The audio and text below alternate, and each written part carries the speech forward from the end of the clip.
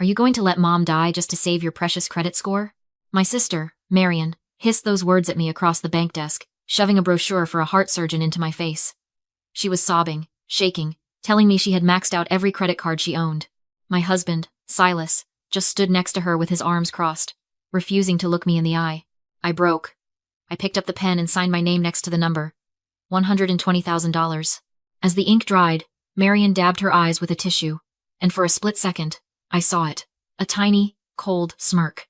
I thought I was saving my mother. I didn't know I had just signed the contract for a war. My name is Clara.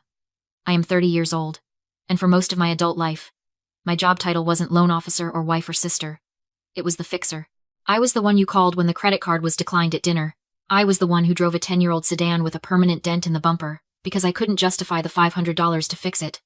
While my husband, Silas, leased a brand new sports car we definitely couldn't afford, because he needed to project success for a business that didn't exist. I ate leftovers out of Tupperware for lunch so I could cover Marion's minimum payments. I wore thrift store blazers to work so Marion could buy designer morning clothes. I accepted this role because I thought it was the price of admission for having a family. I thought that by signing that loan for $120,000, I was buying my mother a chance at life. But life doesn't work that way. Especially not in my family. 2 weeks after I signed those papers, my mother died. The surgery never happened. The specialist Marion had screamed about never even saw her. The doctors said her heart just gave out, exhausted by stress and age. The funeral was a theater production, and Marion was the star. She stood at the front of the chapel in a black silk dress that I knew cost $800 because I had paid off her visa bill the month before. She was beautiful in her grief, draped over the casket, wailing just loud enough to be heard in the back row but soft enough to be tragic. Everyone who walked by whispered about what a devoted daughter she was, how she had managed everything until the very end. And me? I wasn't at the front. I was in the hallway of the funeral home, writing a check to the caterer because Silas had forgotten his wallet. Again, I walked back into the reception hall, my hand cramping from signing checks all morning. I spotted Silas near the bar. He wasn't greeting guests. He wasn't comforting me. He was holding a glass of red wine up to the light, swirling it with a look of pure disdain. "Clara," he said as I approached, not lowering his voice. "Did you pick this wine? It tastes like vinegar. I told you we should have gone with the reserve bottles." "It is embarrassing. It is a funeral, Silas," I whispered, feeling the heat rise in my cheeks. "Nobody is here for the wine. Marion thinks it is cheap." He shrugged, taking another sip anyway. "She says Mom deserved better." I looked across the room. Marion was holding court with our relatives, dabbing her dry eyes with a lace handkerchief. She looked over at me, not with sympathy, but with an expectant raise of her eyebrows. She pointed subtly to the empty tray of hors d'oeuvres. She wanted me to go get more. She didn't see a sister who had just lost her mother. She didn't see the woman who had just signed away her financial future to save a life that was already gone. She saw a staff member. She saw a wallet. I turned away and walked toward the kitchen to refill the tray. I told myself I was doing it because I was the strong one. I was the capable one. I told myself that the $120,000 sitting in that joint account would be returned to the bank now that Mom was gone. I thought the debt would be canceled, and we could just grieve. I didn't know then that the money was already gone. I didn't know that while I was serving crab cakes and apologizing for the wine, Marion and Silas were already planning how to spend the inheritance I didn't even know I had given them. I was the invisible ATM, and I had just authorized the final withdrawal. It took exactly 32 days for the illusion to shatter. I was sitting at my desk at the bank, reviewing a client's mortgage application, when my own phone rang. It was the collections department from the lender, holding the $120,000 loan. "Miss Clara," the representative said, her voice professional and detached. "We are calling to inform you that the first auto draft payment has been returned for insufficient funds." My stomach dropped. That account was supposed to have the full principal amount sitting in it. The surgery hadn't happened. The money shouldn't have moved. I hung up and logged into the joint account app. I typed the password with cold, stiff fingers. I expected to see a bank error. Maybe a hold on the funds. Instead, I saw a zero balance. And right below it, a single transaction dated 2 days after Mom's funeral. Outgoing wire transfer. Riverside penthouse escrow. The air left my lungs. They didn't pay the hospital. They didn't pay the funeral home. They bought a house. I didn't call them. I drove. I drove straight to the Riverside complex, the most expensive new development in the city. I bluffed my way past the doorman and took the elevator to the top floor. The doors opened directly into the foyer. The smell hit me first, fresh paint and expensive lilies. Marion was there, standing in the middle of a sun-drenched living room that was bigger than my entire apartment. She was holding a glass of champagne, directing movers where to place a white velvet sofa. Silas was on the balcony, leaning over the railing, looking like he owned the city. "Clara!" Marian beamed when she saw me, as if I were arriving for a tea party. "You found us! Isn't it gorgeous? The light in here is healing. It is exactly what I needed after everything." I held up my phone, the bank transaction glowing on the screen. "You bought a penthouse. With the money for Mom's heart surgery." Marian's smile didn't falter. It just tightened at the corners. "Don't be dramatic, Clara. Mom is gone. Do you think she would want that money sitting in a bank account while her favorite daughter suffers in a cramped apartment? She wanted us to be happy.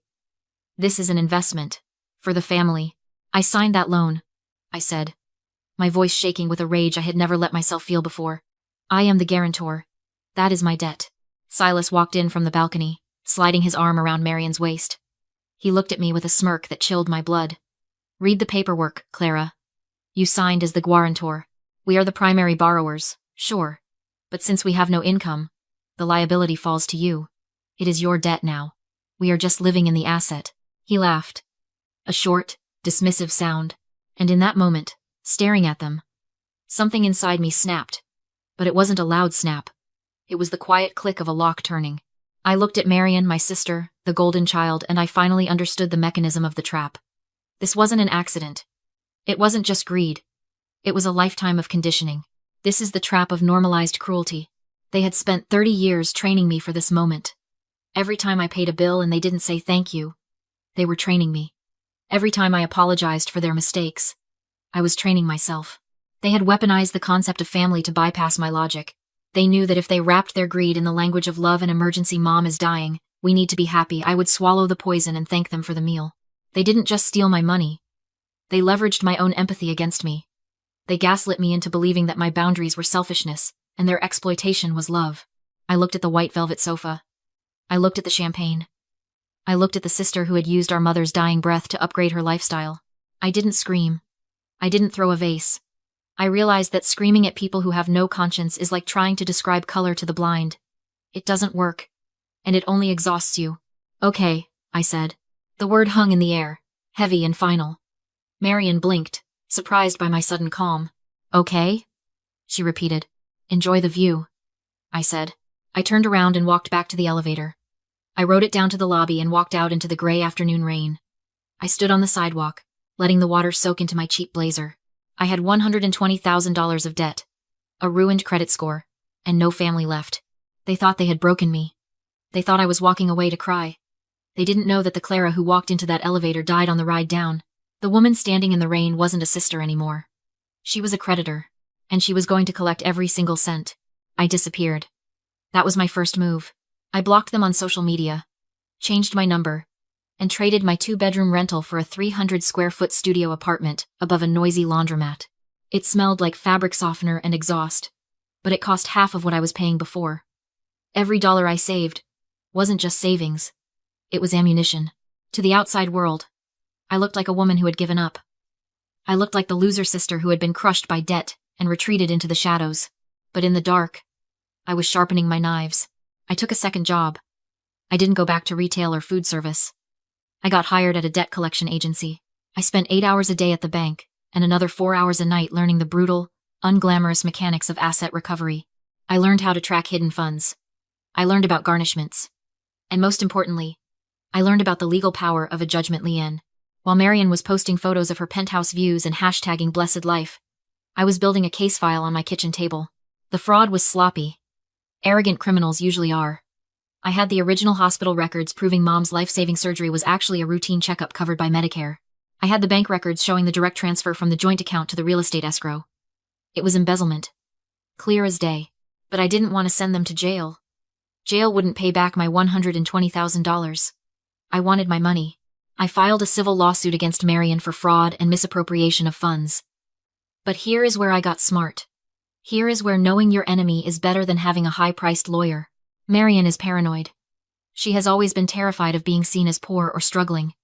To dodge the bills for her leased Mercedes and her maxed-out credit cards, she never updated her driver's license address. She kept her official address listed at Mom's old house, a house that was sitting empty, waiting for probate to clear. She did this so process servers and bill collectors would knock on the wrong door. I used her own evasion against her. I legally served the lawsuit papers to her official address of record mom's empty house. I knew she wouldn't check the mail. I knew she would assume any envelope sent there was just another overdue notice for a bill she ignored. On the day of the hearing, I stood in the courtroom wearing my best suit. The judge called the case. I was there. Marian was not. She was probably getting a massage or brunching with Silas, completely unaware that a gavel was banging down on her future. Because she failed to appear, the judge granted me a default judgment. I won. I was awarded the full principal of $120,000, plus interest, plus legal fees. I walked out of that courthouse with a piece of paper worth nearly $150,000. But I didn't call her. I didn't send a gloating text. I didn't send the sheriff to seize her car. That would have been satisfying for a moment. But it wasn't the kill shot. I took that judgment straight to the county clerk's office. I paid the filing fee and registered a lien against the title of the Riverside penthouse. It was a silent trap. A landmine buried deep in the paperwork of her most prized possession. Now, she couldn't refinance. She couldn't take out another loan. And most importantly, she couldn't sell that apartment without paying me first. I went back to my tiny studio, ate a cup of instant noodles, and waited.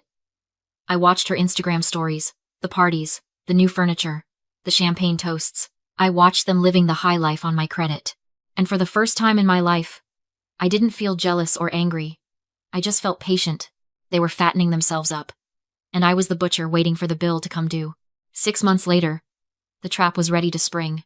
I had been monitoring Marian's credit report like a hawk. It was a disaster. Maxed out cards, missed payments, collection notices. Silas had crashed the sports car, and insurance wouldn't cover it because he had let the policy lapse. They were drowning. The lifestyle they had stolen was expensive to maintain, and the well had run dry. I saw the signs before they even listed the property. Marian started posting about needing a change of scenery, and how the city energy was toxic. Silas posted about crypto investments in Bali.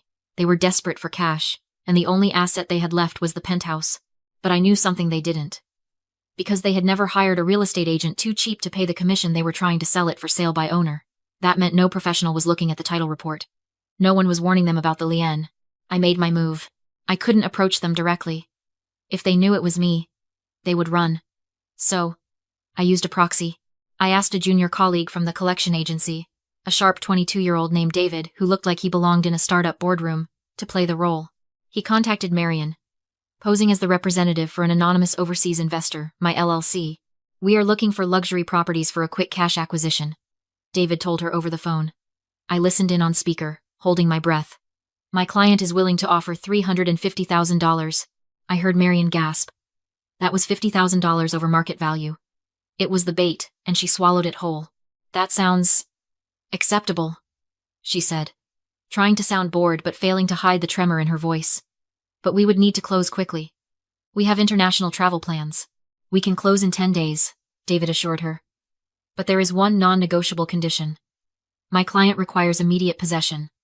The property must be completely vacant at the time of signing, keys handed over, all personal belongings removed. If there is a single toothbrush left in that apartment, the deal is off." "Done," Marian said instantly. "We can be out by Friday." It was almost too easy. Greed blinds people. It makes them sloppy. Marian didn't ask why the investor was anonymous. She didn't ask for a deposit. She just saw the number $350,000 and started spending it in her head. For the next week, I watched from a distance as my trap tightened. I saw the moving trucks outside the building. I saw Silas selling their designer furniture on Facebook Marketplace for pennies on the dollar because they needed to clear the space fast. They were liquidating their entire life. They were burning their bridges, convinced they were about to walk across a golden one. I checked the group chat, the one they hadn't bothered to remove me from because they assumed I was irrelevant. Marian was gloating. "Sold it for a huge profit. We're moving to Bali first class. Finally leaving this miserable city, and all the dead weight behind. Winning." I stared at the text. Dead weight. That was me. I didn't reply. I forwarded the screenshot to the title officer handling the closing. On signing day, I wore my best suit. In the mirror, I didn't see a tired, debt-ridden sister anymore. I saw a woman who owned her future. I parked across from the title office and watched Marian and Silas arrive in an Uber. They'd already sold the car. Resort outfits, vacation swagger. They had no idea they were walking into a cage. I gave them 10 minutes. 10 minutes to get comfortable. 10 minutes to sign away the deed. 10 minutes to believe they'd won. Then I walked in. Briefcase in hand, judgment inside. Lien release in my pocket. The waiting room had that expensive, hushed silence where fortunes change hands. Through the frosted glass, Marian was performing confidence for the title officer, Mr. Henderson, while Silas lounged beside her. It's about vision, she said. Clara warned me not to buy. Poor thing, worker bee mindset. She's probably in a cubicle eating ramen while we retire at 32. Silas smirked. Wire it to the offshore account. Our flight's at 4. Mr. Henderson slid the closing documents over. Sign here, here, and here. This transfers the deed immediately. Marian signed like a celebrity. Silas signed like a thief who thought he'd gotten away with it. Done, Marian said. Hand out. So, wire confirmation? Mr. Henderson didn't shake. He slid over the settlement statement. Final disbursement breakdown. Marian scanned for the big number, then froze. What is this? She whispered. It says 0. Silas snatched it. Impossible. The sale was $350,000. It was, Mr. Henderson said evenly. But the title search revealed a recorded judgment lien $145,000, including interest and fees. Then your existing mortgage $200,000, plus closing costs. He tapped the bottom line. After satisfying secured debts, your proceeds are 0. You actually owe filing fees. But the buyer agreed to cover them. To complete the closing. Marian shot up. Who put a lien on my house? That's fraud. I'll sue. It's not fraud, Marian, I said. I opened the door and stepped in. The room went airless. They turned, expecting the sister they used to bully, and found someone else. Tailored charcoal suit, leather briefcase, calm eyes. Clara? Marian breathed. What are you doing here? I'm the creditor, I said, walking to the table. And the buyer. Silas laughed, panicked. You don't have money. You're broke. I was broke because I was funding your lifestyle, I said. But I saved. And I sued. You missed court, Marian. You were too busy shopping. The judge gave me everything. I laid the default judgment beside their zero balance statement. I bought the debt, I said softly. Then I formed the LLC that just bought this place. I didn't steal your home. You sold it to me, signed the deed, moved out, and used the profit to pay back what you stole from Mom's medical fund. That's when the illusion of power evaporated. For years, they wore confidence like designer clothing built an identity on having, not being. Now, without stolen money to prop them up, they weren't just broke. They were hollow. Marian's face drained.